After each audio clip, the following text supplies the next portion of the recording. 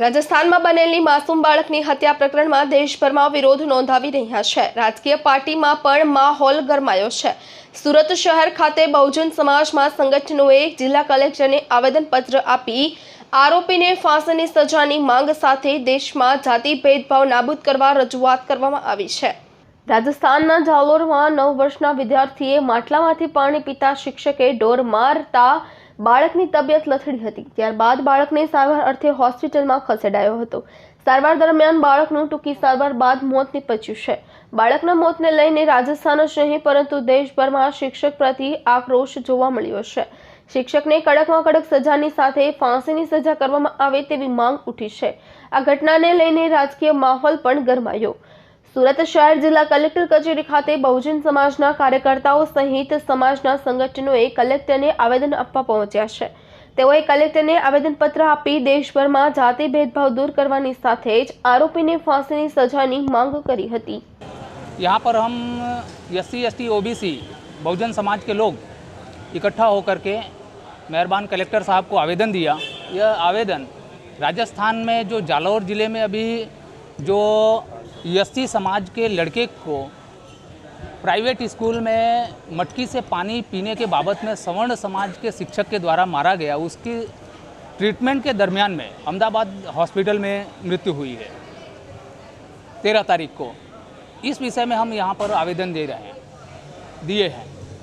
हमारा कहना यह है कि आज हमने अपने देश के प्रधानमंत्री माननीय मोदी साहब के कहने पर 75वां जो स्वतंत्रता दिवस था हमने मनाया।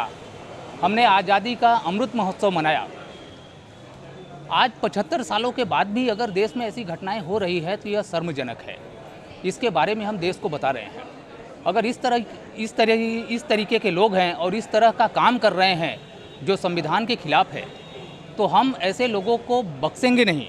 हम चाहते हैं कि सरकार ऐसे लोगों को आजीवन कैद या तो फांसी की सज़ा दे। वह किसी भी समाज जो शोषित समाज हो उनको अगर इस तरीके से प्रताड़ित कर रहे हैं, मार रहे हैं, उनकी मृत्यु हो रही है तो ऐसे अपराधी को खुले समाज में छोड़ना नहीं चाहिए। उनको फांसी की सज़ा देनी चाहिए और उनको दर रोज़ का ट्रायल चला करके फांसी दी जाए तात्कालिक। दूसरी बात कि आज़ाद भारत में प्रत्येक नागरिक को जीने का अधिकार है। भारत के संविधान में अनुच्छेद 17 है जिसमें जाति का अंत किया गया है। अनुच्छेद 14 है सबको समान हक है।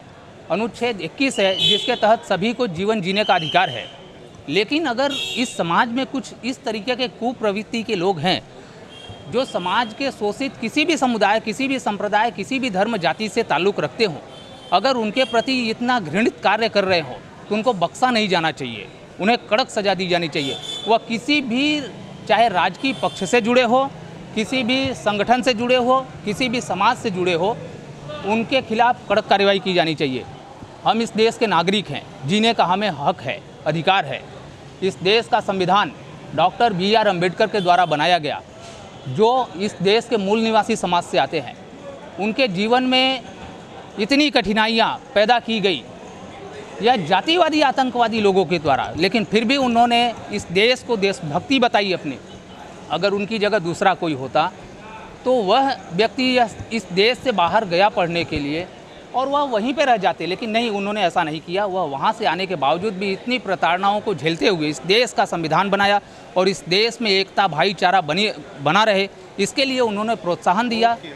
अरविंद राठौड़, GTV न्यूज़, सूरत।